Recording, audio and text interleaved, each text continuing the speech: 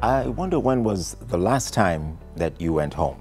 No, I'm not just talking about those of you who left home earlier today to go to work, or you left home at some point and you've gone to study and you've come back.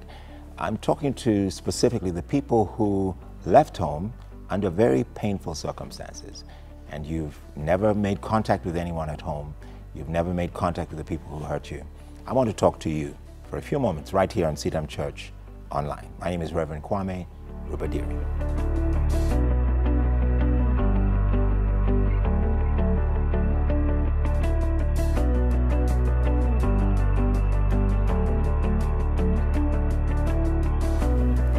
We've been looking at a passage in the second chapter of the prophet Zechariah, the book that comes as the second last book of the Old Testament.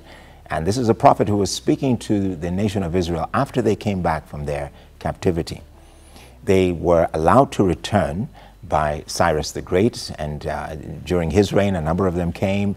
When a new king took over, King Darius, another group of people also came. So they came back in small numbers, back to their homes, back to the land that they knew. Many of them had been born in captivity, so they were coming back for the very first time to a place they were not familiar with. But this is what God said to them in the second chapter of Zechariah. Verse 6. Come, come, flee from the land of the north, declares the Lord, for I have scattered you to the four winds of heaven. Come, Zion, escape, you who live in the daughter of Babylon, for this is what the Lord Almighty says. After the glorious one has sent me against the nations that have plundered you, for whoever touches you touches the apple of his eye. I will surely raise my hand so that their slaves will plunder them. Then you will know that the Lord Almighty has sent me. This is an amazing message of hope. You go back and you find that the situation that you left behind is just about the same. The streets have been plundered, the walls are broken, homes have been destroyed, and God says, come home. And he says, come home because I'm going to give you a new hope. I'm going to be the one that you will find working in that home. Now, some of you watching me and listening to these thoughts, wondering about a home that you left many years ago, relationships that were broken very painfully many, many years ago.